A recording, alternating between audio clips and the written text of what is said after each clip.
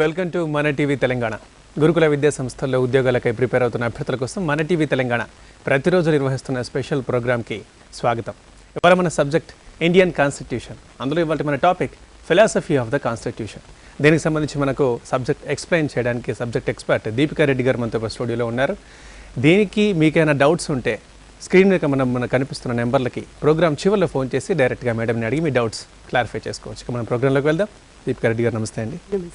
ఈ philosophy of the constitution ఈ importance ఏంటి, అభ్యర్థులు ఎక్కువగా ఇందులో ఏ అంశాలపై ఫోకస్ పెట్టాలి, వీటిని ఎక్స్ప్లెయిన్ చేస్తారా? ఫిలాసఫీ ఆఫ్ ద కాన్స్టిట్యూషన్ అన్నప్పుడు మనం బేసిక్గా ఏం మాట్లాడుకుంటామంటే అసలు కాన్స్టిట్యూషన్ ఎందుకు రాయబడింది, రాయడం వల్ల వాళ్ళు ఏమి అచీవ్ చేయాలనుకున్నారు, ఎలాంటి గవర్నమెంట్ ఇవ్వాలనుకున్నారు, ప్రజలకి ఎలాంటి పాలసీస్ చేయాలనుకున్నారు, వాళ్ళ వెల్ఫేర్కి ఎలా కాంట్రిబ్యూట్ చేస్తుంది కాన్స్టిట్యూషన్ అన్నది ఫిలాసఫీ ఆఫ్ ద కాన్స్టిట్యూషన్. అయితే యూజువల్గా ఫిలాసఫీ ఆఫ్ ద కాన్స్టిట్యూషన్ అంటే చాలామందికి అదేంటి అని తెలియదు. Aims and objectives of the కాన్స్టిట్యూషన్ని మనం ఫిలాసఫీ, ఇప్పుడు ఫర్ ఎగ్జాంపుల్ కాన్స్టిట్యూషన్ అనేది ఒక బుక్ అండి. మనం ఎప్పుడు ఏ బుక్ రాసినా కూడా దాన్ని రాసేటప్పుడు నేను ఇది అచీవ్ చేయాలి అనుకుని రాస్తాను, ఎవరు రాసినా. అలాగే మన కాన్స్టిట్యూషన్ రాసిన వాళ్ళు కూడా ఏం అచీవ్ చేయాలి అన్నది ఆలోచించుకొని రాశారనమాట. For example Indian society unequal society, మన దగ్గర కాస్ట్ అని, రిలీజియన్ అని డిఫరెంట్ స్ట్రాటిఫికేషన్స్ ఉంటాయి సొసైటీలో. కానీ కాన్స్టిట్యూషన్ ఏమంటుందంటే ఈక్వాలిటీ ఉండాలి అంటుంది. సో కాన్స్టిట్యూషన్ ఒక ఆబ్జెక్టివ్ ఏంటి అంటే finally it wants to achieve social equality in India. Social ఒకటే కాదు, పొలిటికల్ ఎకనామిక్ ఈక్వాలిటీ కూడా. సో ఇవన్నిటిని మనం ఆబ్జెక్టివ్స్ ఆఫ్ ద కాన్స్టిట్యూషన్ అని అంటాం. అయితే ఫిలాసఫీ ఆఫ్ ద కాన్స్టిట్యూషన్ కింద స్టూడెంట్స్ మెయిన్గా ఏం చదవాలంటే purpose, intent of the makers of the constitution and framing the constitution. అదే నేను ఇప్పుడు దాకా చెప్పింది, అసలు ఎందుకు రాశారు ఈ కాన్స్టిట్యూషన్, ఫైనల్గా వాళ్ళు అచీవ్ చేయాల్సింది ఏంటి ప్రజల పరంగా. దీని కింద వాళ్ళకి మెయిన్గా వచ్చే టాపిక్స్ ఏంటంటే ప్రియాంబుల్లో అసలు ఫిలాసఫీ ఆఫ్ ద కాన్స్టిట్యూషన్ ఏంటి అన్నది మెన్షన్ చేస్తారు. ఎయిమ్స్ అండ్ ఆబ్జెక్టివ్స్ అంటే ఏంటి అన్నది ప్రియాంబుల్లో మెన్షన్ చేస్తారు. వాటిని ఎలా అచీవ్ చేయాలి, ఈ ఎయిమ్స్ అండ్ ఆబ్జెక్టివ్స్ అన్నది ఫండమెంటల్ రైట్స్, డైరెక్టివ్ ప్రిన్సిపల్స్, మళ్ళీ ఫండమెంటల్ డ్యూటీస్లో ఉంటాయి. సో ఫిలాసఫీ ఆఫ్ ద కాన్స్టిట్యూషన్ని మెన్షన్ చేసింది మాత్రం ప్రియాంబుల్లో, కానీ వాటిని ఎలా అచీవ్ చేయాలి అని మాత్రం, ఎట్లా అచీవ్ చేయాలి, దాని మీన్స్ ఏంటి అన్నది మాత్రం fundamental rights, DPSPs, fundamental duties through చేస్తారనమాట. సో మీన్స్ ఈ 3లో ఉంటాయి, ఎండ్ మాత్రం ఫైనల్గా అచీవ్ చేయాల్సింది మాత్రం ప్రియాంబుల్లో ఇస్తారు. సో ఫిలాసఫీ అని మనం అన్నప్పుడు స్టూడెంట్స్ ఈ 4 చాప్టర్స్ చదవాల్సి వస్తుంది. అయితే ఫస్ట్ దీంట్లో ప్రియాంబుల్. చాలామందికి ప్రియాంబుల్ అంటే ఏంటి అన్నది తెలీదు. మనం ఎప్పుడైనా నార్మల్ బుక్ చూస్తే నార్మల్ బుక్లో ఫార్వర్డ్ కానీ ప్రీఫేస్ కానీ ఉంటుంది. దాని మెయిన్ పర్పస్ ఏంటంటే ఆథర్ ఆ బుక్ ఎందుకు రాస్తున్నాను అన్నది ఆ ఫార్వర్డ్లో కానీ ప్రీఫేస్లో, మీరు ఏ బుక్ అన్నా తీసుకోండి, ఒక నవల తీసుకోండి, అకాడమిక్ టెక్స్ట్ బుక్ తీసుకోండి, దాంట్లో కంపల్సరీగా ఫార్వర్డ్ కానీ ప్రీఫేస్ కానీ ఉంటుంది. ఆ ఫార్వర్డ్ ప్రీఫేస్లో నేను ఈ బుక్ ఈ కారణాల చేత రాస్తున్నా, నా ముఖ్య ఉద్దేశం ఇది అని ఆథర్ చెప్తాడు. అలాగే మన కాన్స్టిట్యూషన్ రాసినప్పుడు మన కాన్స్టిట్యూషనల్ మేకర్స్ మేము కాన్స్టిట్యూషన్ని ఇది అచీవ్ చేయడానికి రాస్తున్నాము అన్నది ప్రియాంబుల్. అయితే ప్రియాంబుల్ మీద స్టూడెంట్స్కి డైరెక్ట్గా క్వశ్చన్స్ అడిగే ఛాన్సెస్ చాలా ఉంటాయండి. ప్రియాంబుల్ ఇప్పుడు స్క్రీన్ మీద ఫ్లాష్ అవుతుంది, మన కాన్స్టిట్యూషన్ ప్రియాంబుల్ అనమాట. We the people of India having solemnly resolve to constitute. First question యూజువల్గా ఏమడుగుతారంటే what are the opening words of the preamble అని అడుగుతారు. Opening words of the preamble, we the people of India, అది identify చేయాలి as it is. People of ఇండియానా, constituent assembly of ఇండియానా, we the people of ఇండియానా, ఇలాంటి options ఉంటాయి అన్నమాట. సో కంపల్సరీగా వాళ్ళకి అది ఫస్ట్ పాయింట్ అది తెలియాలి. దాని తర్వాత sovereign, socialist, secular, democratic, republic, ఈ 5 వర్డ్స్ ఆర్డర్ తెలియాలి. ఫస్ట్ ఏది వస్తుంది, ఫస్ట్ సావరన్, తర్వాత ఏది వస్తుంది సోషలిస్ట్, సెక్యులర్. అయితే క్వశ్చన్ ఎలా ఉంటుందంటే identify the right order of the following words in the preamble అని అడుగుతారు. సో ఆ ఆర్డర్ ఎలా ఉందో అదే ఆర్డర్ గుర్తుపెట్టుకోవాలి. అలాగే మీరు స్క్రీన్ మీద వాళ్ళు అలాగే చూస్తే వాళ్ళకి ఇంకొక ఆర్డర్ కూడా కనిపిస్తుంది, justice, Liberty, equality, fraternity. Equality, fraternity మన నెక్స్ట్ స్లైడ్లో ఉన్నాయి. నెక్స్ట్ వాళ్ళు గుర్తుపెట్టుకోవాల్సింది ఈ 4 వర్డ్స్ ఆర్డర్ అనమాట. దాని తర్వాత justice A types, which of the following types of justices is mentioned in the preamble, social, economic, political. Liberty of which of the following is mentioned in the preamble? Thought, expression, belief, faith and worship. So ఇట్లా వాళ్ళు preamble కంప్లీట్గా కంపల్సరీగా గుర్తుపెట్టుకోవాలి. యూజువల్గా ఎట్లాంటి exam అయినా preamble మీద ఒక క్వశ్చన్ అడిగే ఛాన్సెస్ చాలా మటుకు ఉంటాయి. కాబట్టి ఇవన్నీ అలాగే గుర్తుపెట్టుకోవాలి. ఇప్పుడు ఈక్వాలిటీ ఉందనుకోండి, ఇండియాలో ఈక్వాలిటీ బిఫోర్ లా ఉంది, అది అందరికీ తెలుసు. కానీ ఈక్వాలిటీ బిఫోర్ లా అన్నది అసలు ప్రియాంబుల్లో మెన్షన్ చేయలేదు. ప్రియాంబుల్లో చెప్పింది ఏంటి అంటే equality of status, equality of opportunity మాత్రమే. సో వాళ్ళు ఎలా అడుగుతారంటే which of the following equalities is mentioned in the preamble. Equality before law is not mentioned in the preamble. So ప్రియాంబుల్ని వీళ్ళు ఇంత జాగ్రత్తగా చదవాల్సి వస్తుంది. దాని తర్వాత ఫైనల్ పారాగ్రాఫ్ స్క్రీన్లో ఫ్లాష్ అవుతుంది. In our constituent assembly this 26th day of November. దీని మీనింగ్ ఏంటంటే ప్రియాంబుల్ మనకి ఈ వర్డ్స్ అన్ని అంటే ఈ ఎయిమ్స్ అండ్ ఆబ్జెక్టివ్సే కాకుండా అసలు కాన్స్టిట్యూషన్ ఏ రోజు అడాప్ట్ చేయబడింది అంటే అప్రూవ్ చేయబడింది లేదా పాస్ చేయబడింది అన్న డేట్ కూడా మెన్షన్ చేస్తుంది. ఆ 26 నవంబర్ 1949 అది అడిగే ఛాన్సెస్ ఉంటాయి. Which of the following dates is mentioned in the preamble of the Indian constitution. ఇట్లాంటి క్వశ్చన్స్ అడుగుతారు. సో స్టూడెంట్స్ ఫస్ట్ ప్రియాంబుల్ని చాలా జాగ్రత్తగా చదివి దాని మీద అడిగే క్వశ్చన్స్ ఏమేమి ఉంటాయో అవి జాగ్రత్తగా నోట్ చేసుకోవాల్సి వస్తుంది. దాని తర్వాత నెక్స్ట్ ప్రియాంబుల్ గురించి వాళ్ళకి తెలియాల్సింది డెఫినేషన్. నేను మీకు ఇంతకుముందే చెప్పాను, it's like a foreword or preface for any బుక్కి ఎలా ఫార్వర్డ్ ప్రీఫేజ్ ఉంటుందో అలాగే ప్రియాంబుల్ కూడా కాన్స్టిట్యూషన్కి ఫార్వర్డ్ ప్రీఫేజ్. దాని తర్వాత నెక్స్ట్ పర్పస్. అసలు ప్రియాంబుల్ చదవడం వల్ల మనకి ఏం అర్థమవుతుంది, ఒక సిటిజన్ ప్రియాంబుల్ చదివితే తనకి ఏం అర్థమవుతుంది అన్నది పర్పస్ ఆఫ్ ద ప్రియాంబుల్. నేను ప్రియాంబుల్ చదివినప్పుడు నాకు ఫస్ట్ అర్థమయ్యేది ఏంటంటే ఈ కాన్స్టిట్యూషన్కి సోర్స్ ఎవరు, we the people of India. చాలా క్లియర్గా ఇండికేట్ చేసేది ఏంటంటే constitution is sourced from the people of India. ఈ క్వశ్చన్ చాలా కాంపిటేటివ్ ఎగ్జామ్స్లో చాలాసార్లు అడిగారు. According to the preamble who is the source of the constitution of India, it is the people of India. ఎందుకంటే preamble opens with the words we the people of India. So first అది ఏం చెప్తుందంటే దీన్ని ఎక్కడి నుండి తీసుకొచ్చామన్న విషయం చెప్తుంది. దాని తర్వాత నెక్స్ట్ అది ఏం చెప్తుందంటే ఎయిమ్స్ అండ్ ఆబ్జెక్టివ్స్. అసలు ప్రియాంబుల్ ఏమేం అచీవ్ చేద్దాం అనుకుంటుంది, ఏం ఆబ్జెక్టివ్. ఎయిమ్స్ అంటే ఎండ్ అండి, ఆబ్జెక్టివ్ అంటే మీన్స్.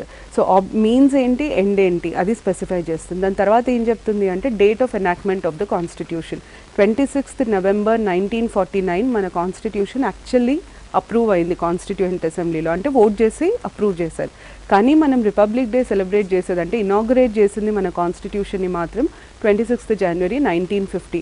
చాలాసార్లు ఈ 2 dates మీద క్వశ్చన్స్ అడిగారు. సో దాని మీద వాళ్ళకి క్లారిటీ ఉండాలి. దాని తర్వాత నెక్స్ట్ వాళ్ళకి తెలియాల్సింది ఏంటంటే క్యారెక్టరిస్టిక్స్ ఆఫ్ ద ప్రియాంబుల్. మనం యూజువల్గా క్యారెక్టరిస్టిక్స్ అన్నప్పుడు ఫస్ట్ మనం క్వశ్చన్ చేయాల్సింది ఏంటంటే జస్టిషియబుల్లా నాన్ జస్టిషియబుల్లా. జస్టిషియబుల్ అన్నప్పుడు అది ఇంప్లిమెంట్ చేయలేకపోతే మనం కోర్టుకు వెళ్ళి దాన్ని ఇంప్లిమెంట్ చేసుకోగలుగుతాం, దాన్ని జస్టిషియబిలిటీ అంటాం. నాన్ జస్టిషియబుల్ అంటే ఒకవేళ అది ఫాలో అవ్వకపోయినా లీగల్గా ఏం బైండింగ్ ఉండదు. సో ప్రియాంబుల్ ఎప్పుడైనా నాన్ జస్టిషియబుల్ ఇన్ నేచర్. ఎందుకు అంటే అది ఉట్టి డిక్లరేషన్ మాత్రమే, దాన్ని మనము ఎన్ఫోర్స్ చేయడానికి వీలుండదు, అందుకనే అది నాన్ జస్టిషియబుల్. సెకండ్ క్యారెక్టరిస్టిక్ ఏంటంటే philosophy of the constitution is contained in the preamble. ఈ క్వశ్చన్ కూడా చాలా కామన్గా అడిగే question. Where is the philosophy of the constitution enshrined? It is enshrined in the preamble, it is declared in the preamble. So ఇవి రెండు characteristics. దాని తర్వాత next కామన్గా అడిగే క్వశ్చన్ వాస్ ప్రియాంబుల్ అమెండెడ్. దీంట్లో వీళ్ళు బాగా గుర్తుపెట్టుకోవాల్సిన case Keshavananda Bharati versus state of Kerala 1973. In fact ఈ కేసు చాలా చాలా ఇంపార్టెంట్. కాన్స్టిట్యూషన్ పరంగా the most important case in India till date అంటే Keshavananda Bharati versus state of Kerala. ఎందుకు ఈ మాట మనం అంటామంటే ఈ కేసులో కాన్స్టిట్యూషన్కి సంబంధించి చాలా చాలా కొత్త విషయాలని సుప్రీంకోర్టు డిక్లేర్ చేసింది. అందులో ఒక ఇంపార్టెంట్ విషయం ఏంటంటే preamble is a part of the constitution. ఇది ఎందుకు అడుగుతారంటే ఇప్పుడు మనం ఒకవేళ కాన్స్టిట్యూషన్లో ఏది మార్చాలన్నా ఆర్టికల్ 368 ప్రకారంగా మార్చాలి. అయితే ఫస్ట్ క్వశ్చన్ ఏంటంటే అసలు ప్రియాంబుల్ని మనం కాన్స్టిట్యూషన్లో భాగం అనుకుంటున్నామా లేదా?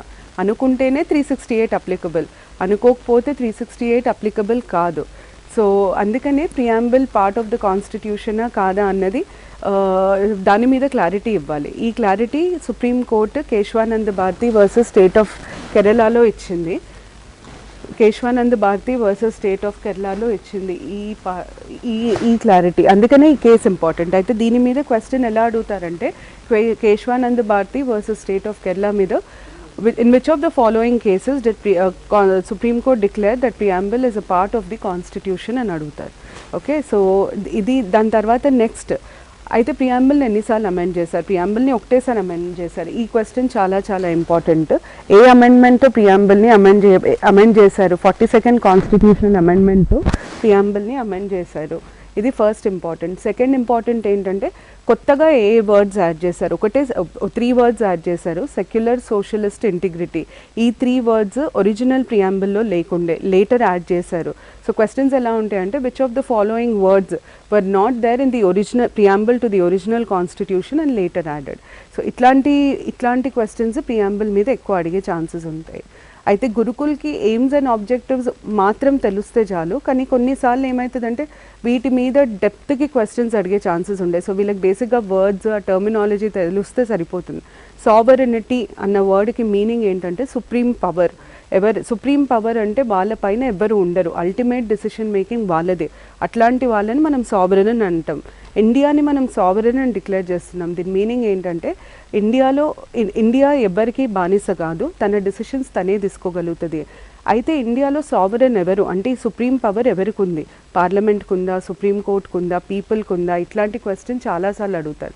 సో ఇండియాలో సావరెన్ పవర్ పీపుల్ ఆఫ్ ఇండియాకు ఉంది. ఎందుకు అంటే we the people of India అన్ని ఓపెనింగ్ వర్డ్స్ ప్రియాంబుల్లో ఉన్నాయి కాబట్టి sovereignty in India is in the people of India. ఇది ఇంపార్టెంట్ క్వశ్చన్. వాళ్ళని యూజువల్గా సావరెనిటీ మీద అడిగే క్వశ్చన్ ఏంటి అంటే సావరెనిటీ ఎట్లా ఎన్ష్యూర్ చేయబడింది, it is ensured through this word we the people of India. దాని తర్వాత next important word socialist. Socialist అంటే డిస్క్రిమినేషన్ లేకపోవడం. మనం సోషల్ ఐడియాలజీ అంటాము, సోషలిస్టిక్ ప్యాటర్న్ ఆఫ్ సొసైటీ అంటాం. దాని మీనింగ్ ఏంటి అంటే అసలు ఏ రకమైన డిస్క్రిమినేషన్ సొసైటీలో లేనప్పుడు మనం సోషలిస్ట్ అంటాం. సో ఇంకొక ముఖ్యమైన ఉద్దేశం కాన్స్టిట్యూషన్ ఏంటి అంటే సోషలిజంని ఎన్ష్యూర్ చేయడం ఉద్దేశం. సెక్యులర్ చాలా చాలా ఇంపార్టెంట్ కాన్సెప్ట్. ఎందుకు ఇంపార్టెంట్ అంటే ఇండియా మల్టీ రిలీజియస్ సొసైటీ. అయితే సెక్యులరిజం మామూలుగా మీనింగ్ ఏంటంటే స్టేట్ అంటే గవర్నమెంట్కి రిలీజియన్కి సంబంధం ఉండదు. గవర్నమెంట్ చేసే ఏ పనిలో రిలీజియన్ ఇంటర్ఫియర్ అవ్వదు, రిలీజియన్ చేసే ఏ పనిలో గవర్నమెంట్ ఇంటర్ఫియర్ అవ్వదు. అది మీనింగ్ సెక్యులర్. కానీ ఇండియాకి వచ్చేసరికి సెక్యులరిజం అంటే ఏంటంటే స్టేట్కి ఏమీ ఒఫీషియల్ రిలీజియన్ ఉండదు, స్టేట్ అన్ని రిలీజియన్స్ని ఈక్వల్గా ట్రీట్ చేస్తుంది. అది దాని మీనింగ్, సెక్యులరిజం మీనింగ్. ఇప్పుడు ఫర్ ఎగ్జాంపుల్ నాస్తికులు ఉంటారు, ఆస్తికులని ఒకటే రకంగా చూడాలి. ఆస్తికులలో కూడా ఏ రిలీజియన్ని నమ్మిన వాళ్ళని ఒకటే రకంగా చూడాలి. రిలీజియస్ బేసెస్ మీద ఏ రకమైన ఫేవరెటిజం ఉండకూడదు. ఇవన్నీ సెక్యులరిజంకి సంబంధించిన క్యారెక్టరిస్టిక్స్. నెక్స్ట్ వర్డ్ వచ్చేసి డెమోక్రసీ అందరికీ తెలుసు, పీపుల్స్ గవర్నమెంట్ అంటాం. సింపుల్ మీనింగ్, ఎక్కడైతే పీపుల్ ఎన్నుకుంటారో గవర్నమెంట్ని ఆ కంట్రీని మనం డెమోక్రటిక్ కంట్రీ అంటాం. ఇండియాలో డెమోక్రసీ ఉండడానికి ఒక ముఖ్య కారణం ఏంటంటే sovereignty in India is in people's hands. అందుకనే మనం democratic country. Last word republic అనే పదము మనము we usually use it to identify the difference between a monarchial state and non monarchial state. Monarchial state అని మనం అన్నప్పుడు వారసత్వం ఉంటుంది అక్కడ, అంటే రాజు పిల్లలు ఇదిలో ఉండే స్టేట్ని మనం మొనార్కియల్ అంటాం. నాన్ మొనార్కియల్ అంటే వారసత్వం ఉండదు, ఎలెక్టెడ్ అన్నా ఉంటాయి లేదా అపాయింటెడ్ పోస్ట్ అన్నా ఉంటాయి. ఇండియా ఈజ్ అ రిపబ్లిక్ ఎందుకంటే head of the state, the president of India is elected, indirectly అయినా సరే he's elected and he's there only for a fixed period of time. 5 yearsకి మాత్రమే ఎలెక్ట్ చేసుకుంటాం మనం. ఇంకొక రిపబ్లిక్ అన్నప్పుడు ఇంకొక ఇంపార్టెంట్ ఫీచర్ ఏంటంటే ఏ రకమైన ఫేవరెటిజం, వారసత్వం, డిసెంట్ బేస్డ్ ఫేవర్స్ ఉండకూడదు. అంటే ఇప్పుడు ఫర్ ఎగ్జాంపుల్ రాజుల కాలంలో మంత్రి కొడుకే మంత్రి అయ్యేవాడు, సేనాధిపతి కొడుకే సేనాధిపతి అయ్యేవాడు. కానీ ఇప్పుడు ఐఏఎస్ ఆఫీసర్ కొడుకు ఆటోమేటిక్గా ఐఏఎస్ ఆఫీసర్ అవ్వడానికి లేదు, ఎందుకంటే మనం వారసత్వం బేసిస్ చేసుకొని ఉద్యోగాలు ఇవ్వడానికి లేదు. అందుకనే డిసెంట్ బేస్డ్ డిస్క్రిమినేషన్ ఉండకూడదు. When we say it is republic, public employment అందరికీ ఓపెన్ ఉండాలి, మెరిట్ బేస్డ్ ఎంప్లాయ్మెంట్ మాత్రమే స్కోప్ ఉంటుంది, అది పబ్లిక్ ఎంప్లాయ్మెంట్లో, అది రిపబ్లిక్ మీనింగ్. దాని తర్వాత next set of words justice, న్యాయం మీనింగ్ చాలా సింపుల్. ఇప్పుడు ఇండివిజువల్కి ఆస్పిరేషన్స్ ఉంటాయి, ఒక సొసైటీకి ఆస్పిరేషన్స్ ఉంటాయి. ఇండివిజువల్ ఆబ్జెక్టివ్స్ సొసైటీలో ఉన్న కామన్ ఆబ్జెక్టివ్స్ మ్యాచ్ అవ్వకపోవచ్చు.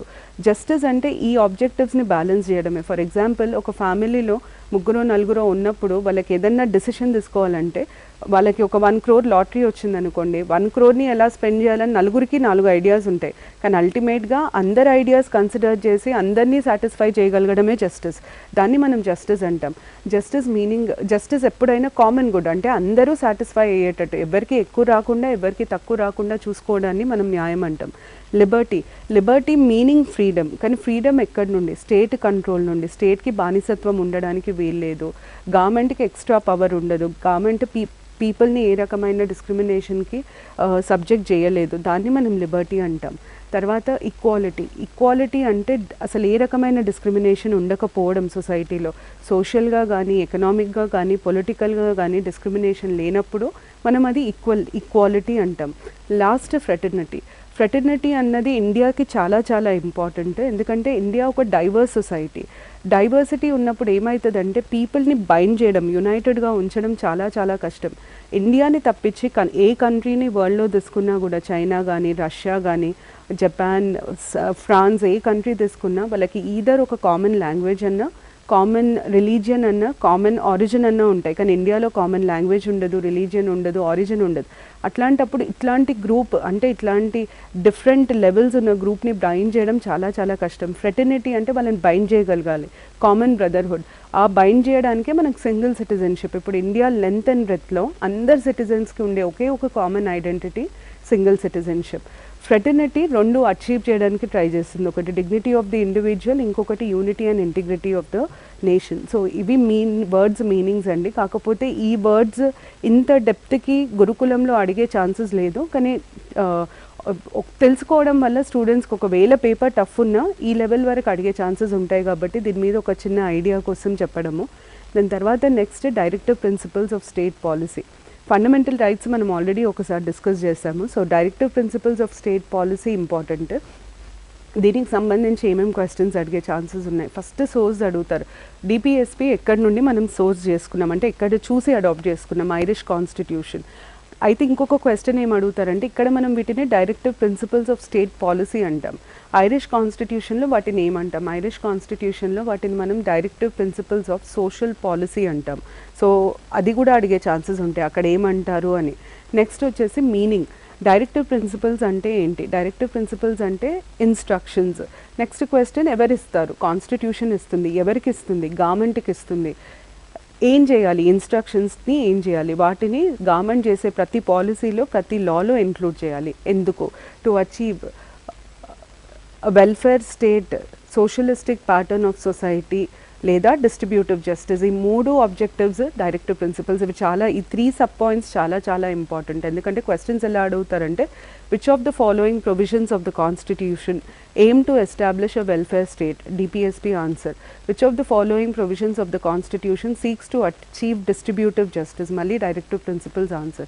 So ultimate objective of directive principles enti ante socialistic pattern of society ante equal society, welfare state where government takes care of welfare of the people, distributive justice అంటే social economic justice రెండు combine చేస్తే మనం దాన్ని distributive justice అంటాం. ఇది objectives of DPSP. దాని తర్వాత characteristics of DPSP article 37 కింద ఇస్తారు. దీనికి 2 ఇంపార్టెంట్ క్యారెక్టరిస్టిక్స్. ఒకటేమో నాన్ జస్టిషియబుల్, సెకండ్ ఏమో fundamental in the governance of the country. రీసెంట్గా అడిగిన క్వశ్చన్స్ అంటే ఎగ్జామ్స్లో fundamental which part of the constitution is considered as fundamental in the governance of the country చాలాసార్లు అడిగారు. సో అది చాలా చాలా ఇంపార్టెంట్. అయితే ఇక్కడ ఒక క్వశ్చన్, డిపిఎస్పీస్ మనం ఎంత ఇంపార్టెంట్ అన్నప్పుడు వాటిని ఎందుకు నాన్ జస్టిఫిషియబుల్ చేశాము? సింపుల్ రీజన్ దానికి ఏంటంటే, మీరు డైరెక్టివ్ ప్రిన్సిపల్స్ మనం ఇప్పుడు చూస్తే కొంచెం సేపట్లో దాంట్లో అన్ని రకాల ప్రొవిజన్స్ ఉంటాయి. అంటే health care facilities, education, unemployment allowance, old age సిక్నెస్కి ఇచ్చే పెన్షన్స్, ఇవన్నీ ఉంటాయి.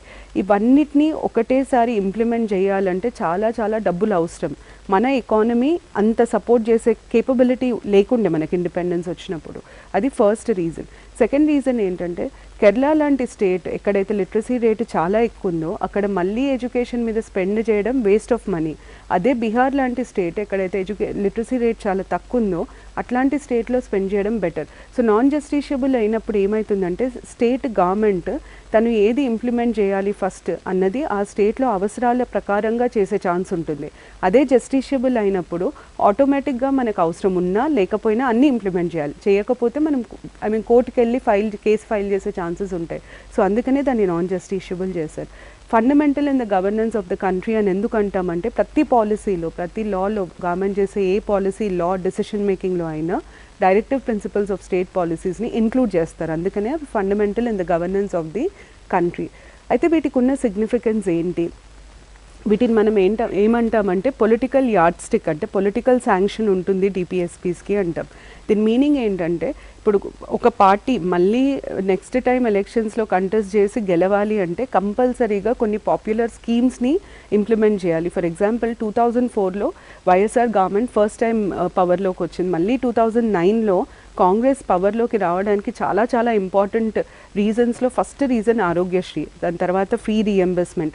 ఈ ఆరోగ్యశ్రీ కానీ ఫీ రీఎంబర్స్మెంట్ కానీ ఇవన్నీ గవర్నమెంట్ ఎందుకు చేసింది అంటే డైరెక్టివ్ ప్రిన్సిపల్స్లో మెన్షన్ చేశారు కాబట్టి. సో మన గవర్నమెంట్ నెక్స్ట్ వస్తుందా లేదా, మనం నెక్స్ట్ టైం పవర్లో వస్తామా లేమా అన్నది ఒకటే ఒక పాయింట్ మీద డిపెండ్ అవుతుంది, మనం ఎంత బాగా డిపిఎస్పీని ఇంప్లిమెంట్ చేస్తున్నాం స్టేట్లో.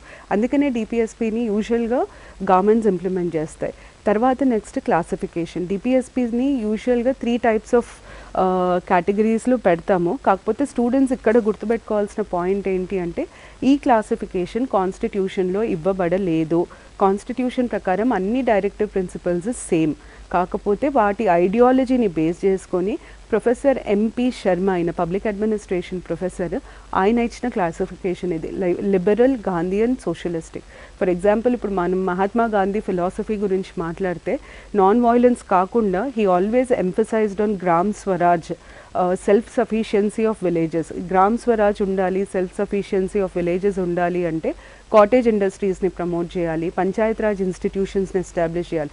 సో కాటేజ్ ఇండస్ట్రీస్ని ప్రమోట్ చేయడం, పంచాయత్ రాజ్ ఇన్స్టిట్యూషన్స్ని ఎస్టాబ్లిష్ చేయడం ఇవి గాంధీయన్ ప్రిన్సిపల్స్ అవుతాయి. సోషలిస్టిక్ అంటే ఈక్వాలిటీని ప్రమోట్ చేసే అన్ని principles socialistic, equal pay for equal work ఇవన్నీ సోషలిస్టిక్ అవుతాయి. లిబరల్ ఎక్కడైతే ఒక పర్సన్స్ ఇండివిజువల్ ఫ్రీడమ్ గురించి మాట్లాడతామో అవి లిబరల్ ప్రిన్సిపల్స్ అవుతాయి. సో మనం అన్ని డైరెక్టివ్ ప్రిన్సిపల్స్ని ఈ 3 కేటగిరీస్ కింద విభజిస్తాం. నెక్స్ట్ సెట్ ఆఫ్ క్వశ్చన్స్ యూజువల్గా వీళ్ళకి ఎగ్జామ్లో అడిగేది ఏంటి అంటే సోషలిస్టిక్ ప్రిన్సిపల్స్ ఏంటి, which of the following, first question జనరల్గా అడిగేవి which of the following is a directive principle mentioned in the constitution, which of the following is not a directive principle. So స్టూడెంట్స్కి అన్ని డైరెక్టివ్ ప్రిన్సిపల్స్ ఒక idea ఉండడం better. ఇంకా కొంచెం డెప్త్కి అడగాలి అనుకుంటే which of the following is a socialistic principle, లేదా గాంధీయన్ ప్రిన్సిపల్, లేదా లిబరల్ ప్రిన్సిపల్, ఇలా అడిగే ఛాన్సెస్ ఉంటాయి. అయితే ఆర్టికల్ 38 ఇది సోషలిస్టిక్ ప్రిన్సిపల్. ఎందుకు అంటే it talks about equality, talks about social justice, అందుకనే దీన్ని సోషలిస్టిక్ ప్రిన్సిపల్ అంటాము. అలాగే ఆర్టికల్ 39 కింద చాలా పార్ట్స్ ఉంటాయి. అడిక్వేట్ మీన్స్ ఆఫ్ లైవ్లీహుడ్, తర్వాత equal access to resources, no concentration of wealth. అయితే ఇప్పుడు అడిక్వేట్ మీన్స్ ఆఫ్ లైవ్లీహుడ్ దీన్ని ఇంప్లిమెంట్ చేయడానికి గవర్నమెంట్ తీసుకొచ్చిన programme Mahatma Gandhi national rural employment guarantee act. దీని కింద కంపల్సరీగా ఎంప్లాయ్మెంట్ ప్రొవైడ్ చేయాలి. అది 39A ఎగ్జాంపుల్. అలాగే B, అందరికీ ఈక్వల్ యాక్సెస్ టు రిసోర్సెస్ ఉండాలి. C, no concentration of wealth. No concentration of వెల్త్ని ఇంప్లిమెంట్ చేయడానికే ల్యాండ్ రిఫార్మ్స్ లేదా ల్యాండ్ సీలింగ్ యాక్ట్ అంటాం మనం. అవి తీసుకొచ్చిన రీజన్ అది. కాన్సన్ట్రేషన్ ఆఫ్ వెల్త్కి బెస్ట్ ఎగ్జాంపుల్ ల్యాండ్. ఎంత పడితే అంత ల్యాండ్ అమాస్ చేయడానికి వీలు లేదు, ఎందుకంటే ల్యాండ్ సీలింగ్ యాక్ట్ ప్రకారం అందరికీ ఒక లిమిటేషన్ ఉంటుంది. సో దీన్ని ఇంప్లిమెంట్ చేయడానికి చేసిన లానే ల్యాండ్ సీలింగ్ యాక్ట్. దాని తర్వాత next equal pay for equal work. ఈ డైరెక్టివ్ ప్రిన్సిపల్ చాలా చాలా ఇంపార్టెంట్, చాలాసార్లు దీన్ని క్వశ్చన్ లాగా అడిగారు. దాని తర్వాత health, wealth and strength of men వర్కర్స్ని సేవ్ చేయాలి అన్నది నెక్స్ట్ డైరెక్టివ్. దాని తర్వాత next directive children should grow in a healthy atmosphere. తర్వాత next directive right to work important. దీని మీద క్వశ్చన్స్ ఎలా అడుగుతారంటే which of the following is not a fundamental right, and usually option right to work ఉంటుంది. మన దగ్గర right to work is not a fundamental right, but it is a directive principal under which the government is supposed to provide work for all. So ఈ particular DPSP చాలా important. తర్వాత article 42లో maternity relief for women employees చాలా important. దీని అయితే డైరెక్ట్గా article number కూడా అడిగారు చాలాసార్లు. Which of the following articles directs the state to provide maternity relief for women employees అని అడిగారు. సో ఆర్టికల్ నెంబర్ కూడా గుర్తుపెట్టుకోవాలి దీనికి. తర్వాత next social security measures. Social security అంటే లైఫ్ ఇన్సూరెన్స్ ఎట్లాంటి మెజర్స్ ఇవ్వడం, ఇది ఆర్టికల్ 43. తర్వాత 43A ఆర్టికల్ కూడా చాలా చాలా ఇంపార్టెంట్, నంబర్ గుర్తుపెట్టుకోవాలి. Which of the following articles directs the state to ensure participation of workers in the management అని అడుగుతారు. దానికి answer will be article 43A. 43B significance ఏంటంటే this is the last directive principle to be added to the constitution. So దీని మీద రెండు రకాల questions అడగవచ్చు. ఒకటి ఏంటంటే what is the last amendment made to directive principles and 97th constitutional amendment, లేదా the last directive to be added to the constitution is related to what? It is related to cooperative societies. So ఈ రెండు questions అడిగే chances ఉంటాయి. దాని తర్వాత ఇవి Gandhian principles. Gandhian ప్రిన్సిపల్స్ని వీటిని బైహార్ట్ చేయడం కంటే వాటి ఐడియాలజీని బేస్ చేసుకొని గుర్తుపెట్టుకోవడం చాలా ఇంపార్టెంట్. గాంధీయన్ సెల్ఫ్ సఫిషియన్సీ, ఆయన he always promoted SC ST వాళ్ళ ఇంట్రెస్ట్, ఈక్వాలిటీ ఉండాలి సొసైటీలో. ఇన్ఫ్యాక్ట్ హరిజన్ అన్న వర్డ్ కాయిన్ చేసింది కూడా మహాత్మా గాంధీ. సో ఈ బేసిక్ ఐడియాస్ గుర్తుపెట్టుకుంటే ఈ ప్రిన్సిపల్స్ని గుర్తుపెట్టుకోవడం చాలా ఇంపార్టెంట్. అయితే most asked directive principle till date in all competitive exams is article 40. Which article directs the state to establish panchayat raj institutions? ఇది చాలాసార్లు అడిగారు, అది ఆర్టికల్ 40. దాని తర్వాత next article 47 is very important. అందులో level of nutrition and standard of living గుర్తుపెట్టుకోవాలి. 48 ఇప్పుడున్న current కాంటెక్స్లో ఇంపార్టెంట్, ఎందుకంటే బీజేపీ గవర్నమెంట్ వచ్చిన తర్వాత కౌ స్లాటర్ మీద చాలా డిస్కషన్ జరిగింది. అయితే prohibition of cow slaughter is mentioned in which provision of the constitution అని అడగొచ్చు. అది directive principle of state policy. ఇవి liberal principles. Liberal principles individual ఫ్రీడమ్కి సంబంధించినవి. అయితే ఈ లిబరల్ ప్రిన్సిపల్స్లో most important liberal principle article 44. 44 deals with uniform civil code. Uniform civil code అంటే ఏంటి? ఇప్పుడు ఇండియాలో ఒక మనిషి డివోర్స్ తీసుకోవాలన్నా లేదా ప్రాపర్టీ రిలేటెడ్ డిస్ప్యూట్ ఉన్నా కోర్టుకి వెళ్ళినప్పుడు ఆ మనిషి రిలీజియన్ ప్రకారంగానే ఆ డిస్ప్యూట్ రిజాల్వ్ అవుతుంది. అట్లాంటి టైంలో మనం ఏమంటామంటే ఆ కంట్రీలో యూనిఫామ్ సివిల్ కోడ్ లేదు అంటాం. ఎందుకంటే ప్రతి రిలీజియన్లో ఉండే లా వాళ్ళ రిలీజియస్ ప్రిన్సిపల్స్ బేస్డ్ లాని అప్లై చేస్తాం అక్కడ. అంటే మనిషి పర్సనల్ ప్రాబ్లమ్స్, ఇండివిజువల్కి సంబంధించిన పర్సనల్ ఇష్యూస్ 3 ఉంటాయి. ఒకటేమో మ్యారేజ్, ఇంకొకటి డివోర్స్, ఇంకొకటి ఇన్హెరిటెన్స్. ఈ మూడిటికి సంబంధించి మనం ఒకటే law irrespective of which religion implement చేస్తే అది యూనిఫామ్ సివిల్ కోడ్ అవుతుంది. వాళ్ళ రిలీజియన్ సంబంధించి లాని ఇంప్లిమెంట్ చేస్తే then we say that the country has a personal law and it does not have uniform civil code.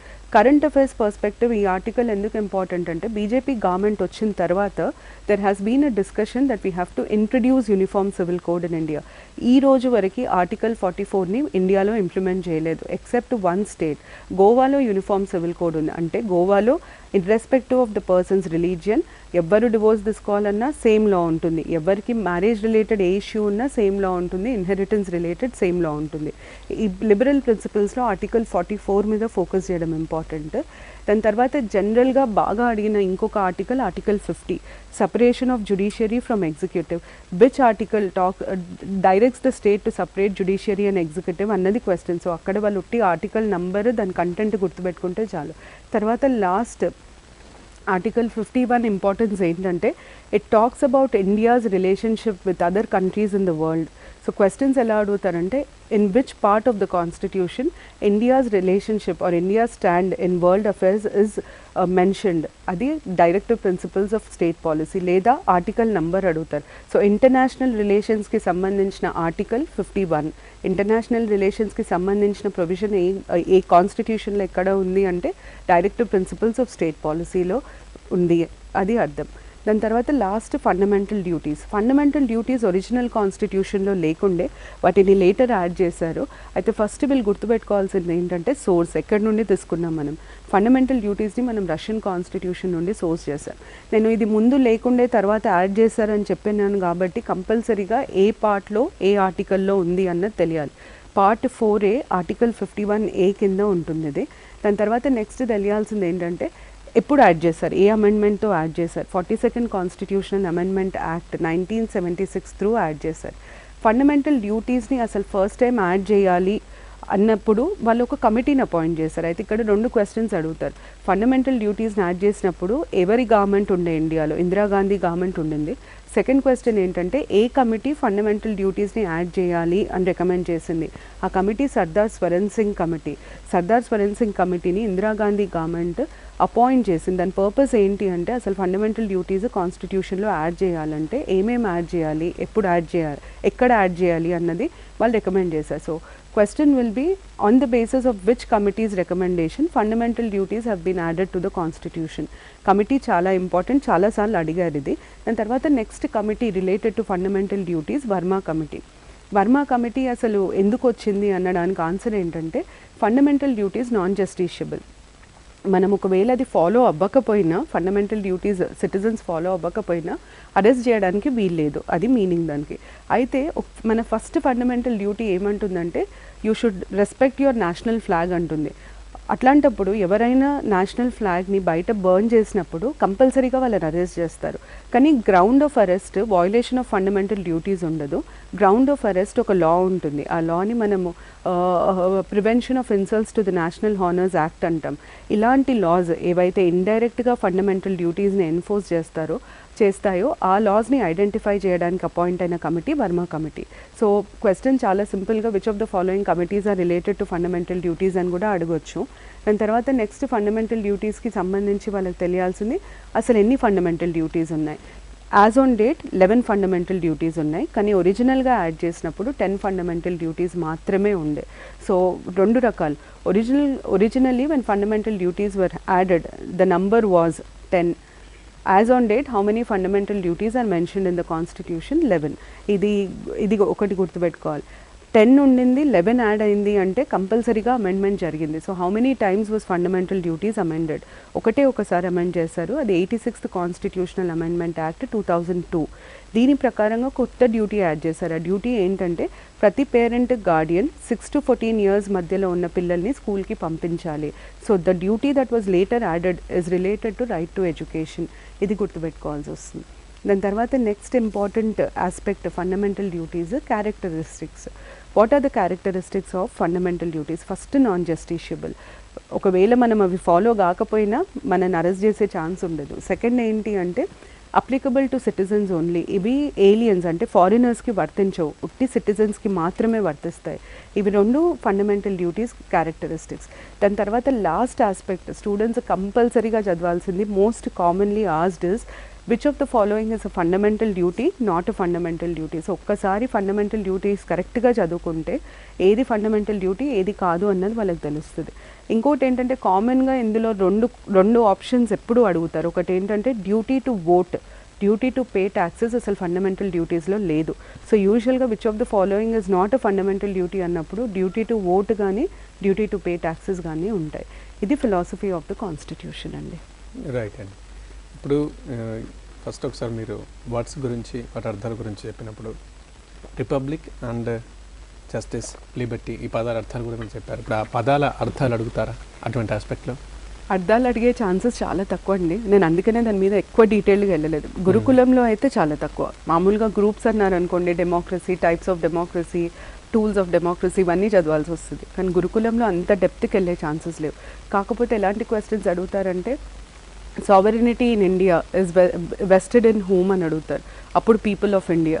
అట్లా కొన్ని అడిగే ఛాన్సెస్ ఉంటాయి, కానీ ఇంకా దీన్ని మించి డెప్త్కి అయితే వెళ్ళాల్సిన పని ఉండదండి. ఒక విషయం చెప్తూ ఐరిష్లో ఏమంటారు అని అడుగుతారని మీరు చెప్పారు. అవునండి. ఐరిష్ కాన్స్టిట్యూషన్కి మనకి లింక్ ఏంటి అంటే మనము ఒరిజినల్గా తీసుకోలేం. మనం కాన్స్టిట్యూషన్ రాసేటప్పుడు చాలా అప్పటికి ఆల్రెడీ ఉన్న చాలా కాన్స్టిట్యూషన్స్ని చదివాం. ఆ చదవడానికి కారణం ఏంటంటే వేరే నేషన్స్లలో ఏది సక్సెస్ఫుల్గా ఇంప్లిమెంట్ అయింది, ఏది ఫెయిల్ అయింది, ఫస్ట్ అది ఐడెంటిఫై చేశాం. తర్వాత సక్సెస్ఫుల్గా ఇంప్లిమెంట్ అయినా ఇండియాలో ఇంప్లిమెంట్ చేయగలుగుతామా, ఒకవేళ చేయగలిగితే వాటిని ఎలా మార్చి చేయాలి అన్నది ఆలోచించి తీసుకున్నారనమాట. దానివల్ల బెనిఫిట్ ఏంటంటే మనం కొత్తగా చేసి చేతులు కాల్చుకునే బదులు వేరే వాళ్ళ సక్సెస్ ఫార్ములాని అడాప్ట్ చేసుకోవడం ఈజీ అవుతుంది. దాన్ని గుర్తుంచుకోవాలంటారా? కంపల్సరీగా ఐరిష్, ఎందుకంటే ఇంతకుముందు ఫండమెంటల్ రైట్స్ మీద కూడా అడిగారు. యుఎస్ నుండి తీసుకున్నాం మనము. In US fundamental rights are known as bill of rights. అలాగే in Irish constitution DPSP means directive principles of social policy. Okay, మనకు కాలర్ ఉన్నారు మేడం. మీ పేరు, మీరు ఎక్కడి నుంచి వస్తున్నారో చెప్పి మేడంతో మాట్లాడండి, మీ డౌట్ ఏంటో. హలో, మాట్లాడండి అమ్మా, మేడం వింటున్నారు. హలో, చెప్పండి మీ డౌట్ ఏంటో అడగండి. నా పేరు శైలజ అండి, నేను హైదరాబాద్ నుంచి మాట్లాడుతున్నాను. మేడం మీకు హ్యాట్స్ ఆఫ్ మేడం, చాలా బాగా చెప్తున్నారు. తెలుగు మీడియం, ఇంగ్లీష్ మీడియం అని తేడా లేకుండా ఇద్దరికీ అర్థమవుతుంది. చాలా బాగా ఉన్నాయి మేడం క్లాసెస్. అయితే నా డౌట్ ఏంటంటే జిఎస్టీ గురించి మేడం. అయితే ఇది 122వ రాజ్యాంగ సవరణ బిల్లు అని, మళ్ళీ 101వ రాజ్యాంగ సవరణ చట్టం అని నాకు కొంచెం కన్ఫ్యూజన్ ఉందండి. కొంచెం క్లారిఫై చేయండి ప్లీజ్. నేను చెప్తానమ్మా, ఇది నంబర్ బిల్ అంటే మనం ప్రపోజల్ పెట్టినప్పుడు దాన్ని బిల్ అంటాం. ఒక్కసారి ఆ బిల్లు ఆమోదింపబడితే దాన్ని యాక్ట్ అంటాం. అయితే ప్రపోజల్ పెట్టినప్పుడు 122nd కాన్స్టిట్యూషనల్ అమెండ్మెంట్ బిల్, ఎందుకంటే మనం ప్రపోజ్ చేసిన ప్రతి ఒక్కటి అప్రూవ్ అవ్వాలని లేదు. దాని మీనింగ్ ఏంటంటే 122 అమెండ్మెంట్స్ ప్రపోజ్ చేశారు, దాంట్లో 101 అమెండ్మెంట్స్ మాత్రమే అప్రూవ్ చేశారు. అయితే 122 అమెండ్మెంట్ బిల్ అవుతుంది, అది అప్రూవ్ అయిన తర్వాత అప్రూవల్ నెంబర్ వస్తుంది, అది 101 అమెండ్మెంట్ యాక్ట్ అవుతుంది. సో వాళ్ళు ఒకవేళ బిల్ నెంబర్ అడిగితే మీరు 122 ఐడెంటిఫై చేయాల్సి వస్తుంది. ఒకవేళ act constitutional amendment act number అడిగితే 101 ఐడెంటిఫై చేయాల్సి వస్తుంది. అది మేడం, బిల్లుకి చట్టానికి నిజంగా చాలా మంది కన్ఫ్యూజ్ అవుతూ ఉంటారు. అవునండి. బిల్ అంటే ఏంటి, చట్టం అంటే ఏంటి, మళ్ళీ ఆర్టికల్స్ అంటే ఏంటి అంటే పదాలు అవునవును కన్ఫ్యూజ్ అవుతారు, అందుకే ఏం అడిగినట్టున్నారు. ఇప్పుడు మీరు చెప్పిన దాంట్లో ఇప్పటికైతే ఇంపార్టెంట్ ఆర్టికల్స్ అంటే కొన్ని చెప్తారా మళ్ళీ అని రివైండ్ చేసి? ఇప్పుడు దీంట్లో మనము చూసినప్పుడు చాలా కామన్గా అడిగే ఆర్టికల్ ఏంటంటే fundamental duties are mention under which article, ఒకటే ఆర్టికల్ ఉన్నది 51A, అదొకటి అడుగుతారు. డిపిఎస్పీస్ నేను చెప్పినప్పుడు కూడా కొన్ని ఆర్టికల్స్ స్పెసిఫిక్గా ఎంఫసైజ్ చేసి చెప్పాను, ఇవైతే కంపల్సరీగా గుర్తుపెట్టుకోవాలి అని. 44 కానీ 39A కానీ 38 కానీ ఇవి కొంచెం ఇంపార్టెంట్ అండి, ఇవి గుర్తుపెట్టుకోవాలి. ఒకసారి మనకు కాలర్ ఉన్నారు, మీరు మీ పేరు మీరు ఎక్కడ నుంచి చేస్తారో చెప్పి మేడం గారిని డౌట్ అడగండి. హలో, అడగండి, మీ టీవీ వాళ్ళని తగ్గించండి, నేను మేడం డౌట్ అడిగాను. చెప్పండి. సార్ నా పేరు జాకిరా Begum. Okay,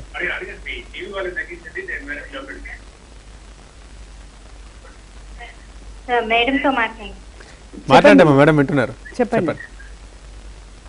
hello, good evening ma'am. Good evening అండి, చెప్పండి. ఆర్టికల్ 73, 74 ఉంది కదా మేడం, పంచాయత్ రాజ్. అవునమ్మా, దాంట్లో అవన్నీ ఆర్టికల్స్ అవసరమా మేడం? చదువుకోవాలి, గుర్తుంచుకోవాలి. పంచాయత్ రాజ్కి సంబంధించి ఆర్టికల్ నంబర్స్ అవసరం లేదమ్మా, యూజువల్గా అడగరు. పంచాయత్ రాజ్కి మున్సిపాలిటీస్కి సంబంధించి మీరు ప్రొవిజన్స్ మాత్రమే గుర్తుపెట్టుకోండి. అంటే ఫర్ ఎగ్జాంపుల్ క్వశ్చన్స్ ఎలా అడుగుతారంటే, పంచాయత్ ఎలక్షన్స్లో పార్టిసిపేట్ చేయాలంటే మినిమం ఏజ్ ఎంత ఉండాలి, 21 years ఉండాలి. పంచాయత్ ఎలక్షన్స్ ఎవరు కండక్ట్ చేస్తారు? స్టేట్ ఎలక్షన్ కమిషన్ కండక్ట్ చేస్తుంది. స్టేట్ ఎలక్షన్ కమిషన్ని ఎవరు అపాయింట్ చేస్తారు? గ్రామ సభలో మెంబర్స్ ఎవరు ఉంటారు? ఆ పంచాయత్ ఓటర్స్ని మనం గ్రామ సభ అంటాం. ఇలాంటి క్వశ్చన్స్ అడుగుతారు. పంచాయత్కి సంబంధించినంత వరకు ఆర్టికల్ నెంబర్స్ అడిగే ఛాన్సెస్ చాలా చాలా తక్కువ, ఇన్ఫ్యాక్ట్ అడగరు యూజువల్లీ. సో అది గుర్తుపెట్టుకోవాల్సిన అవసరం లేదు. రైట్ మేడం, ఇంతకుముందు మీరు ఇంపార్టెంట్ ఆర్టికల్స్ గురించి చెప్తున్నారు, ఆర్టికల్ నెంబరే అడుగుతారా? ఆర్టికల్ సంబంధించిన క్వశ్చన్ ఎలా ఉంటుంది అంటే కంటెంట్ అడుగుతారు. ఇప్పుడు for example uniform civil code A article కింద ఇచ్చారు? ఆర్టికల్ 44.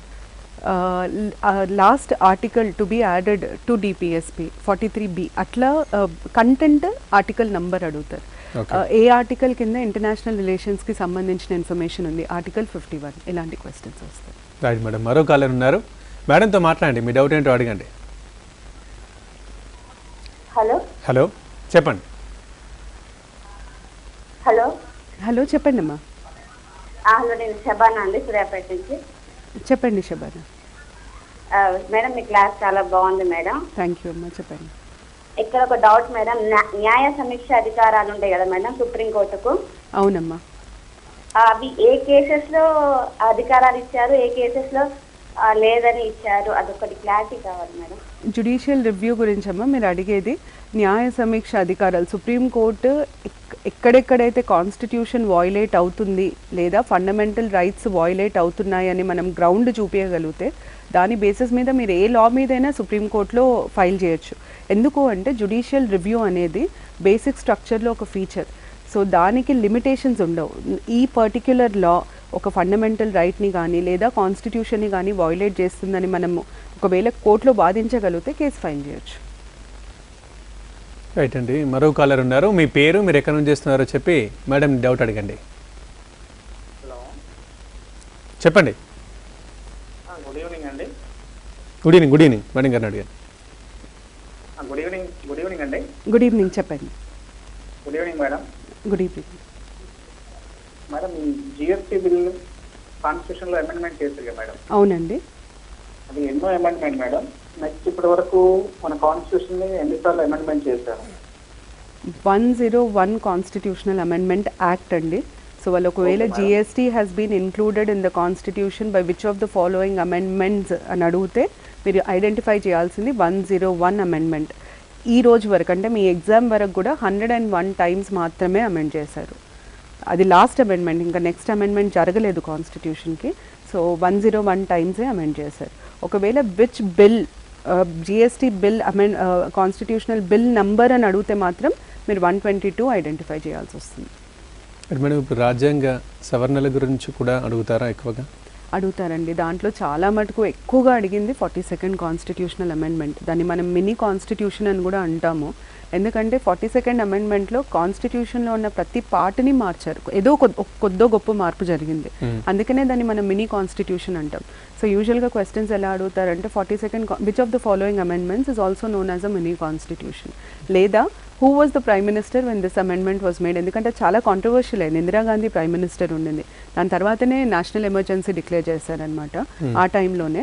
సో అందుకనే ఏ గవర్నమెంట్ ఉండింది అన్న క్వశ్చన్ కూడా అడుగుతారు. సో యూజువల్గా వీళ్ళకి మేము ఏం చెప్తామంటే మీరు లాస్ట్ 5 అమెండ్మెంట్స్ జాగ్రత్తగా చూసుకోండి అని చెప్తాం. అంటే 97, 98, 99, 100, 101 దేనికి సంబంధించినవి చూసుకుంటే చాలు. For example 100th constitutional amendment Indo Bangladesh ట్రీటీకి సంబంధించింది, అలా చూసుకోవాలి. ఓకే మేడం, మరో కాలర్ ఉన్నారు. మీ పేరు, మీరు ఎక్కడ నుంచి చేస్తున్నారో చెప్పి మీ డౌట్ ఏంటో అడగండి మేడంని. హలో హలో మేడం వింటున్నారు, అడగండి మీ డౌట్ని. హలో చెప్పండి అమ్మా. హలో నమస్తే అండి, good evening madam. Good evening అండి, చెప్పండి. హలో చెప్పండి అమ్మా. Good evening madam. Good evening అమ్మా. మరి నేను గ్రూప్ 2కి ప్రిపేర్ అవుతున్నాను మేడం. అంటే సుమారుగా అది కాన్స్టిట్యూషన్ ఎలా చదివితే మార్క్స్ వస్తాయి మేడం? గ్రూప్ 2కి ఇప్పుడు చెప్పిన డెప్త్ లెవెల్ కంటే ఎక్కువ డెప్త్కి చదవాలమ్మా. ఎందుకంటే గ్రూప్ 2లో పాలిటీ వెయిటేజ్. హలో ఇప్పుడు చెప్పే లెవెల్ కంటే కొంచెం ఎక్కువ చదవాలి. ఎందుకంటే పాలిటీ వెయిటేజ్ గ్రూప్ 2లో 50 మార్క్స్. గురుకులంలో దాని వెయిటేజ్ ఉట్టి 8 to 10 మార్క్స్ ఉంటుంది ఏరియాది, కానీ గ్రూప్ 2కి వచ్చేసరికి అది 50 మార్క్స్. కాబట్టి ఇప్పుడు చెప్పే లెవెల్ అది, నేను ఇప్పుడు మీకు చెప్పేదంతా ఓవర్వ్యూ మాత్రమే. దీనికంటే ఎక్కువ అడిగే ఛాన్సెస్ ఉంటాయి. అంటే ఫర్ ఎగ్జాంపుల్ ఇప్పుడు నేను ఇవాళ చెప్పిన క్లాస్లో ప్రియాంబుల్లో టర్మ్స్ డిస్కస్ చేసినప్పుడు ఉట్టి టర్మ్స్ మీనింగ్ ఒక్కటే చెప్పాను. గురుకులకి దానికంటే ఎక్కువ అడగారు, కానీ గ్రూప్స్కి వచ్చేసరికి ఆ మీనింగ్తో పాటు దాంట్లో ఏమేమి టైప్స్ ఉంటాయి, దాన్ని ఇంప్లిమెంట్ చేయడానికి కాన్స్టిట్యూషన్లో ఉన్న ప్రొవిజన్స్ ఏంటి, ఇవన్నీ అడుగుతారనమాట. సో డీటెయిల్డ్గా వెళ్ళాల్సి వస్తుంది పాలిటీ, ఎందుకంటే 50 మార్క్స్ కదా, వెయిటేజ్ వల్ల డీటెయిల్డ్గా వెళ్ళాల్సి వస్తుంది. సో దానికి బెస్ట్ అప్రోచ్ ఏంటంటే మీరు ఫస్ట్ సిలబస్ క్షుణ్ణంగా పరిశీలించండి. ఎందుకంటే సిలబస్ ఒక లైన్ ఉండదు మీకు. పాలిటీ గ్రూప్ 2లో ఒక 7-8 చాప్టర్స్ ఉంటాయి. ఆ చాప్టర్స్ని చాలా జాగ్రత్తగా చదవండి. ఇంగ్లీష్లో అయితే ఇండియన్ పాలిటీ బై లక్ష్మీకాంత్ అని ఒక బుక్ ఉంటుంది, అది సరిపోతుంది. తెలుగులో అయితే భారత రాజ్యాంగం రమాదేవి మేడంని కానీ లేదా బి కృష్ణారెడ్డి సార్ది కానీ చదివితే సరిపోతుంది. రైట్ మేడం, మరో కాలర్ ఉన్నారు. మీ పేరు, మీరు ఎక్కడ నుంచి చేస్తున్నారో చెప్పి మేడంని డౌట్ అడగండి. Hello, good afternoon sir. Good afternoon ma'am. Good afternoon sir, I'm Pavan Kumar from Suryapet ma'am. చెప్పండి పవన్. మీ తరఫు చాలా అద్భుతంగా ఉన్నాయి మ్యామ్. ఇండియన్ తెలుగులో, ఇంగ్లీష్లో చాలా అద్భుతంగా ఉన్నాయి. కాకపోతే ఒక ప్రాబ్లం ఏంటంటే చాలా, అంటే మనకు ఉన్నటువంటి టైం షార్ట్ కాబట్టి కొంచెం స్పీడ్గా వెళ్తున్నట్టు అనిపిస్తున్నది. ప్రతి చోట కూడా ఇక్కడ నుంచి క్వశ్చన్స్ వచ్చే అనేది చెప్పుకుంటూ వెళ్తున్నారు, కానీ ఆ క్వశ్చన్ కూడా ఆన్సర్స్ కూడా ఎక్కడెక్కడ చెప్తే బాగుంటుంది అనేది మా యొక్క ఒపీనియన్ మ్యామ్. సరే, టైం దృష్టిలో పెట్టుకొని మీరు వెళ్తున్నారు అంటే అనిపిస్తున్నారు, చాలా స్పీడ్గా వెళ్తున్నారు. సో డౌట్ ఏంటి మ్యామ్ ఇక్కడ అంటే, అదే విధంగా మనకు ఇప్పుడు స్టేట్స్ విషయానికి వచ్చినట్లయితే మనకు ఏ స్టేట్లో అక్కడ చీఫ్ మినిస్టర్, ఎమ్మెల్యేలు కూడా శాలరీస్ అసలు డిక్లేర్ చేస్తారు. ప్రధానమంత్రి విషయానికి వచ్చినప్పుడు శాలరీ అనేది ఎక్కడ కూడా ఎంత శాలరీ ఏంటనేది నాకు ఎక్కడ కూడా ఇన్ఫర్మేషన్ కొంచెం కనిపించినట్టు అనిపించలేదు. దాని గురించి ఏమన్నా క్లారిటీ ఇస్తే బాగుంటుంది అని అనిపిస్తుంది. చెప్తానండి. ప్రధానమంత్రి శాలరీ ఎంత, చీఫ్ మినిస్టర్ శాలరీ ఎంత మిమ్మల్ని అడగరండి ఎగ్జామ్లో. ఒకవేళ అడిగితే ప్రెసిడెంట్ శాలరీ ఎంత, సుప్రీంకోర్టు జడ్జెస్ శాలరీ వరకే అడుగుతారు. కాకపోతే ప్రైమ్ మినిస్టర్, చీఫ్ మినిస్టర్కి సంబంధించి క్వశ్చన్ ఎలా అడుగుతారంటే, who decides the salary of the prime minister of India, parliament decides. Who decides the salary of the state council of ministers and the chief minister, అది state legislature. అంతే, ఇంతవరకే అడుగుతారు. కానీ ఎంత ఇస్తారు అన్నది మాత్రం ప్రైమ్ మినిస్టర్కి, సీఎంకి అడగరు, ప్రెసిడెంట్కి, జడ్జెస్కి అడుగుతారు. అది మేడం, ఇంతమంది మీరు చెప్పినట్టు ప్రధానమంత్రులు అంటే ఆయా సవరణలు జరిగిన కాలంలో ఉన్న నేతల పేర్లు ఖచ్చితంగా గుర్తుంచుకోవాలి. అన్నిటికీ అవసరం లేదండి. కొన్ని ఇంపార్టెంట్, కొన్ని కాంట్రవర్షియల్, బాగా డిస్కషన్లో ఉన్నాయి, అట్లాంటి వాటికి మాత్రమే గుర్తుంటాయి. అయితే నేను ఇప్పుడు ఇది అడిగినప్పుడు చాలామందికి వచ్చే డౌట్ ఏంటంటే, మాకెలా తెలియాలి అన్న డౌట్ వస్తుంది. మీరు పాత పేపర్స్, బెస్ట్ థింగ్ ఏంటంటే టీఎస్పీఎస్సీ కండక్ట్ చేసిన పాత పేపర్స్ బుక్స్ చాలా దొరుకుతాయి బయట మార్కెట్లో. ఒక్కసారి అందులో మీరు పాలిటీ మీద వచ్చిన క్వశ్చన్స్ ఒక రివిజన్ లాగా చూసుకుంటే మీకు అది మీకు ప్రాక్టీస్ కూడా అవుతుంది. సెకండ్ ఏంటంటే అందులో రిపీటెడ్గా అడిగిన టాపిక్సే ఇంపార్టెంట్ టాపిక్స్ అయితే. సింపుల్ అది. Right madam. మనకు కాలర్ ఉన్నారు. హలో, మీ పేరు మీరు ఎక్కడ చేస్తున్నారో చెప్పి మేడం డౌట్ అడిగండి. Good evening madam. Good evening మా. మేడం ఇంతకుముందు మీ క్లాసెస్ విన్నాము. చెప్పండి. హలో, చెప్పండి అమ్మా. అది ప్రెసిడెంట్, వైస్ ప్రెసిడెంట్ ఇవన్నీ గురించి చెప్పారు మీరు. అవునమ్మా. చాలా బాగా అర్థమవుతున్నాయి. So why don't you take classes? See, we are trying to complete the syllabus as much as possible. Kakote, please remember one thing in mind, polity all said and done is only for 8 to 10 marks. So the whole idea and the whole effort is to ensure that we deliver the maximum and minimum. Nenu presentation kuda I am giving it in that pattern only. Right madam. Next మరో caller ఉన్నారు. మీ పేరు మీరు ఎక్కడ చేస్తున్నారో చెప్పి madam మీ doubt అడగండి. Hello. Hello అడగండి madam, doubt అడగండి. Hello madam, good evening madam. Good evening మా. సో యాక్చువల్గా ఇప్పుడు స్టేట్ గవర్నర్ ఉంటారు కదా మేడం, ఆ స్టేట్ గవర్నర్ శాలరీ అనేది ఏ ఫండ్ నుండి వస్తుంది? స్టేట్ అంటే స్టేట్ కన్సాలిడేటెడ్ ఫండ్ నుండి వస్తుందా, సెంట్రల్ కన్సాలిడేటెడ్ ఫండ్ నుండి వస్తుందా? స్టేట్ గవర్నర్ శాలరీ మాత్రం స్టేట్ కన్సాలిడేటెడ్ ఫండ్ నుండే వస్తుంది. కానీ అది డిసైడ్ చేసేది మాత్రం పార్లమెంట్. అంటే అన్ని స్టేట్ గవర్నర్స్కి సేమ్ శాలరీ ఉంటుంది. ఒకవేళ కామన్ గవర్నర్ ఉన్నారు, ఇప్పుడు మనకి తెలంగాణకి ఏపీకి కామన్ గవర్నర్ ఉన్నారు, ఒకవేళ కామన్ గవర్నర్ ఉంటే దాన్ని 2 స్టేట్స్ షేర్ చేసుకుంటే, అంటే ఏ స్టేట్ ఎంత పే చేయాలి అన్నది కాన్స్టిట్యూషన్ ప్రకారం ప్రెసిడెంట్ డిసైడ్ చేస్తారు. ఏపీ తెలంగాణ విషయానికి వచ్చేసరికి ప్రెసిడెంట్ ఏం డిసైడ్ చేశారంటే పాపులేషన్ని బేస్ చేసుకొని షేర్ ఉంటుంది అని డిసైడ్ చేశారు. సో స్టేట్ కన్సాలిడేటెడ్ ఫండ్ నుండి పే చేస్తారు గవర్నర్ శాలరీ. Okay madam. ఇంతకుముందు కాలర్ అడిగినట్టు ఒకసారి చూసుకుంటే గ్రూప్స్ గురించి మాట్లాడుతూ ఎట్లా ప్రిపేర్ కావాలన్నారు, మీకు ఇంతకన్నా డెప్త్కి వెళ్ళమన్నారు. సో మరి గురుకులానికి అయితే ఈ ఓవర్వ్యూ సరిపోతుందా? మనం ఇప్పుడు ఇచ్చే ఓవర్వ్యూ సరిపోతుందండి. టాపిక్స్ తీసుకుంది కూడా ఎలా అంటే వాళ్ళకి బాగా కామన్గా అడిగేవి, ఎక్కువగా అడిగేవి. ఐడియా ఏంటంటే వాళ్ళకి ఇది చదివితే సరిపోతుంది అన్న ఒకటి తెలియాలి. ఎందుకంటే పాలిటీతో ప్రాబ్లం ఏంటంటే చాలా డెప్త్ ఉన్న సబ్జెక్ట్. అసలు సీమ్లెస్, మేము చెప్పే వాళ్ళకి కూడా రోజుకొకటి కొత్తది వస్తుంది అనమాట. ఛాలెంజ్ అది సబ్జెక్ట్లో. సో ఇంతవరకు మనం చెప్పేంత వరకు కొంచెం జాగ్రత్తగా ఫాలో అయ్యి చదివితే చాలా మటుకైతే సరిపోతుందండి. ఓకే అండి, రైట్. ఇక ఫైనల్గా మరి ఇక అభ్యర్థులకు మీరు ఇచ్చే సలహా ఏంటి ఈ టాపిక్కి సంబంధించి?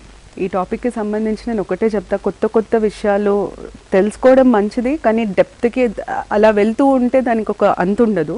ఎంత చదవాలన్నది ముందు ఒక ఐడియా పెట్టుకొని, ఒక టాపిక్ తీసుకున్నప్పుడు దీనికి నేను ఏం చదవాలి అన్నది ఒక ఐడియా పెట్టుకొని అంతవరకే చదివి దాన్నే రిపీటెడ్గా చదవడం ఇంపార్టెంట్. అంతవరకు ఐడియా ఎట్లా పెట్టుకోవాలండి? ఇప్పుడు మనం అది ఇవాళ మనం తీసుకున్న టాపిక్స్, ఇప్పుడు ప్రియాంబుల్కి నేను చాలా క్లియర్గా ఒక డిఫైన్డ్ లైన్ చెప్పి ఇవి చదవాలి, క్వశ్చన్ అండ్ ఆన్సర్ లాగా చెప్పాను. అలా వాళ్ళు దీనికే కాదండి, పాలిటీకే కాదు, ఏ టాపిక్ అయినా కాంపిటేటివ్ ఎగ్జామ్స్కి ప్రిపేర్ అవుతున్నప్పుడు మనం ఎగ్జామ్లో సక్సీడ్ అవ్వడానికి ప్రిపేర్ అవుతున్నాం. Knowledge gain part of it, కానీ సబ్జెక్ట్ మీద ఎక్స్పర్టీస్కి ప్రిపేర్ అవ్వట్లేదు. ఇది మనం మైండ్లో పెట్టుకోవాలి, చాలా ఇంపార్టెంట్. సో నేను ఏది చదివితే ఎగ్జామ్ క్లియర్ అవుతుంది అన్నదే నా మైండ్లో ఉండాలి. దానికి మనం రాసే ఎగ్జామ్కి ఈ లెవెల్లోనే అడుగుతారు అన్నది మనకు అర్థం కావాలి. దానికి ఫస్ట్ థింగ్ ఏంటంటే పాత పేపర్స్ చూడాలి ఒకసారి. అది చూస్తే మనకి ఈజీగా అర్థమవుతుంది, ఓహో ఈ లెవెల్ దాటి అడగట్లేదు, సో నేను ఈ టాపిక్ చదివితే ఇదే చదవాలి అన్న కాన్సెప్ట్ వస్తుంది, క్లారిటీ వస్తుంది. Right, thank you ma'am. మంచి సలహాలు, సూచనలు, సబ్జెక్ట్ బాగా ఎక్స్ప్లెయిన్ చేసినందుకు కూడా మీకు థ్యాంక్ యూ. ఇది వాళ్ళ స్పెషల్ ప్రోగ్రామ్. నమస్తే.